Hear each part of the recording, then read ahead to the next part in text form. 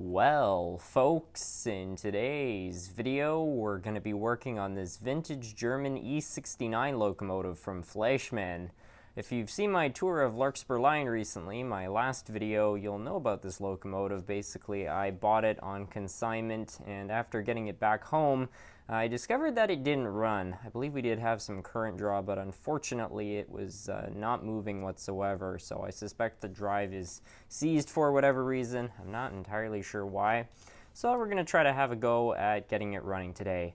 I'll start by just taking it over to the track to show anybody that hasn't seen this locomotive before kind of what it's doing, and then we will go from there. What's going on here is really not that complicated. If we put it on the track and give it some power, you'll see we're getting current draw. So it is picking up power, but for whatever reason it just doesn't want to move. And if we keep giving it power while it's seized, we're going to end up burning up the motor, so that's not great. So let's take it back over to the workbench and see if we can figure out what is plaguing this locomotive. A lot of people in the Larkspur video had a lot to say about this locomotive, and I learned some things about this engine which I've never seen before on any other locomotive. First of all, this thing right here, I thought it might have been a contact shoe. It's not. It's basically a piece which can actuate certain functions on a layout if you have a particular kind of track, so that's kind of interesting. I think they might have had something similar on the Trix Twin Railway AC system, but I'm not 100% sure. But moreover, they also, people are pointing out that these gears right here are actually for cog railways, because a lot of the German model railways model Germany, which has a lot of mountains. So this thing can actually run on a track with little ridges in it. So very interesting. I had no idea they made anything like this in HO scale.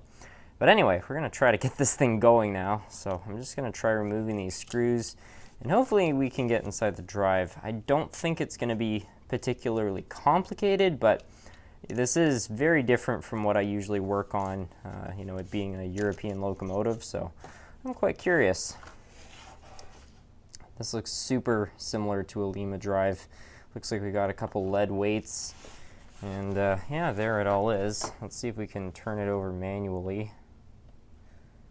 It's all very stiff. I think this thing has just been sitting for a super long time, and maybe the lubricants have dried. So I think this is mostly just going to be a matter of us cleaning all this up a little bit, putting some fresh oil in it, and if we can, removing the brushes to clean the commutator. And provided we can do all that, this engine might be okay. As a matter of fact, the commutator looks very clean by the looks of it, but I don't know if I trust that. I want to have a better look at everything first. I think all we have to do here is remove this C-clip. I usually don't have the best luck with this, but I'm going to try it anyway. Just going to apply a little bit of weight here, and we'll just kind of wiggle it, and well, there's one. Let's try to, I guess, do that again. See if we can take that gear off. Yeah, so these gears all look fine. In fact, they're all in really good shape in my opinion, but I think everything's just a little stuck. Maybe you can't remove that gear. Oh well.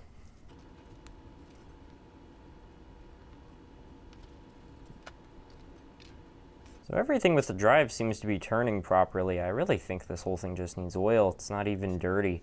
So why don't we try adding a little bit to everything here and see if it makes a difference.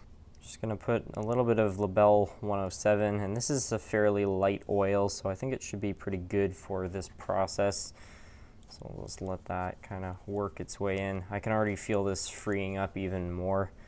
And I'll just try to put a little bit down here by the bearings. Of course, I don't want to put too much because it will end up getting on the wheels, which is no good, but already I can feel a huge difference in the drive.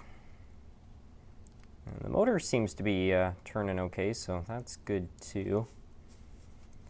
But then again, I am curious about the commutator, so I guess we'll try to remove this bit. I've got to watch it though. There is always a risk that everything will pop out once I do this. Everything looks okay. I'll clean the gaps just in case, but so far this is all very acceptable.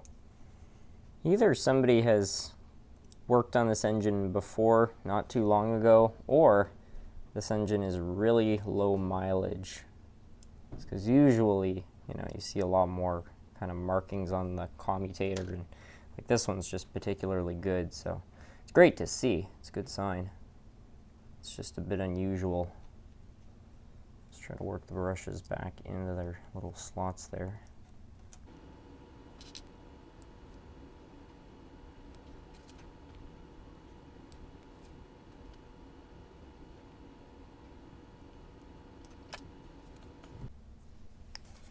Just got a Q-tip here with some rubbing alcohol, and I'm just going to make sure that all these parts are clean. They already look really good, but, well, you can see a little bit of stuff coming off. Nothing too bad in comparison of what, a lot of the other things I've seen. Like, this is nothing. Let's clean that out. Yeah, there is a little bit of stuff in there, just old oil. And I'll just dry that.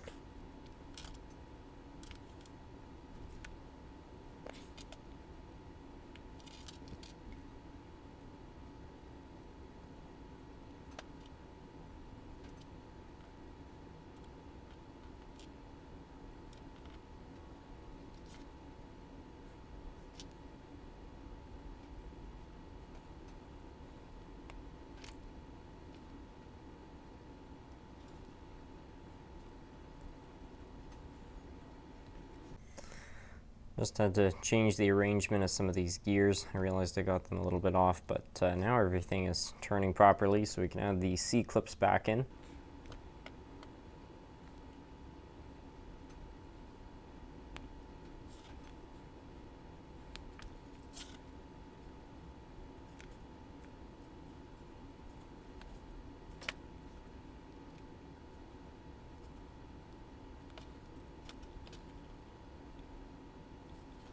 Well, before we go putting the shell and everything else back on, I think we'll just quickly take it over the track and just make sure this is all working properly. I don't see anything wrong with it, but you never know.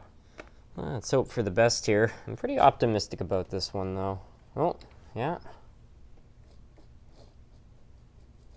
It's not very strong, but it is moving. Yeah, there we go. Wonder if the wheels need a cleaning. Yep, I lost it.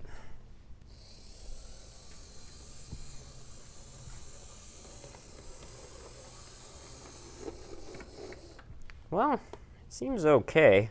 So from a distance, the wheels look clean, but if you look very carefully, they're actually not quite as great as they look. So we're going to try to clean those up. The way to do that is I'm going to take these two leads with power in them. Just get one on each for the motor here.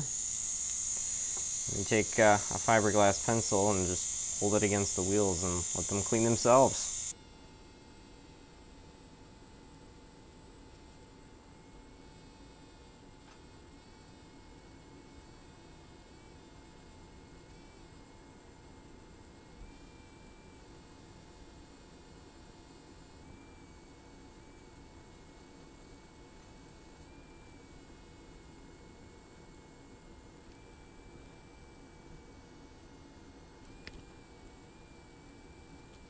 Now, of course, you always need to check the wipers, but in this case, the tension seems to be just about perfect. You don't want these things too tight or they wear down really quickly, but you also don't want them loose, because if they are, then they aren't going to obviously provide a proper electrical connection, which is not great. So, I think this one will be okay.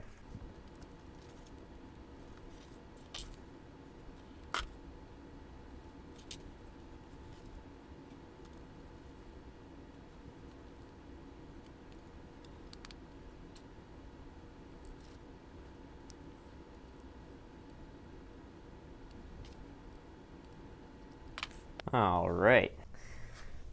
Well, we'll see if all that made any difference. Oh, beauty. Wow, that's quite the improvement. I mean, I'm sure having the shell and the weight helps, but also just cleaning up those wheels can really make a difference. It's amazing. It didn't look that bad, but I'm sure that's why this was not running so smooth. Let's see, what kind of low speed do we have?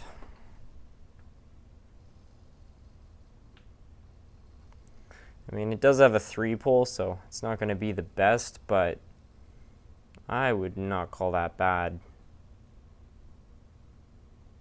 Yeah, it's about as low as it can go without cogging, but Still pretty good. It's running consistently, which is what matters, so I'm absolutely thrilled with this thing, you know? I didn't think it was even capable brand new of running this well, and I mean, here it is. It's going pretty nicely.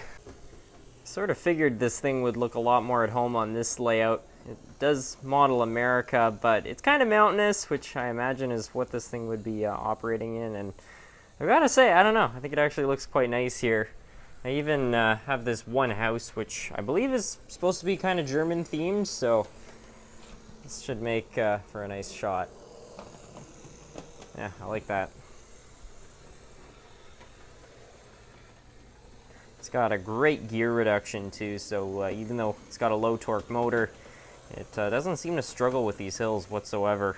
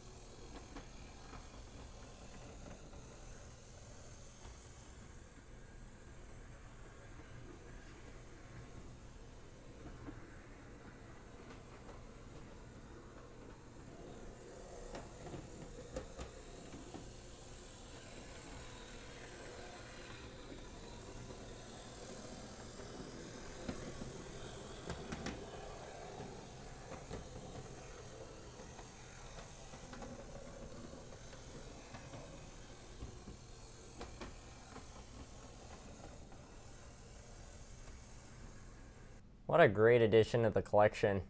Now, I don't have much in the way of German rolling stock, nor does this thing have much in the way of a coupler. However, I did get this one passenger car about a year ago for my Wakefield train, but I decided against painting it like the other ones just because I kind of liked it, and I don't know, I just didn't feel like it fit in with the rest. So yeah, I've got this one car, so I think we'll try to hook this up somehow, and then we'll at least have something to pull. I don't know.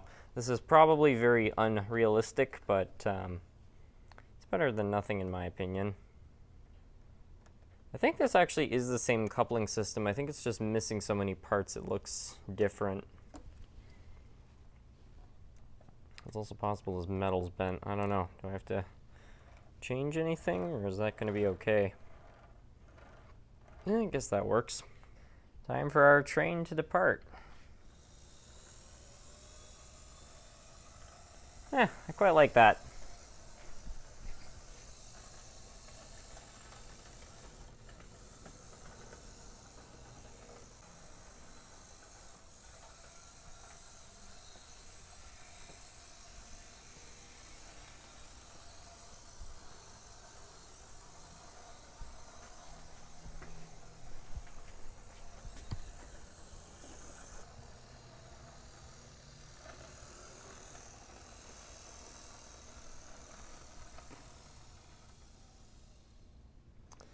Wow, I'm absolutely thrilled with that. Not only does it work, but it can pull this kind of random car, which, you know, I didn't even think I'd have too much of a use for around. So, yeah, it's fantastic. Anyway, I really hope you all enjoyed. I really enjoyed working on this engine. You know, it wasn't much of a challenge, but it was still enjoyable to work on, and I'm just so happy with how it runs. You know, I was, you know, a little unsure as to what I was dealing with just because this is a foreign locomotive, but yeah, what a great little engine. Anyway, I hope you all enjoyed, and with that, I'd like to thank you all so much for watching.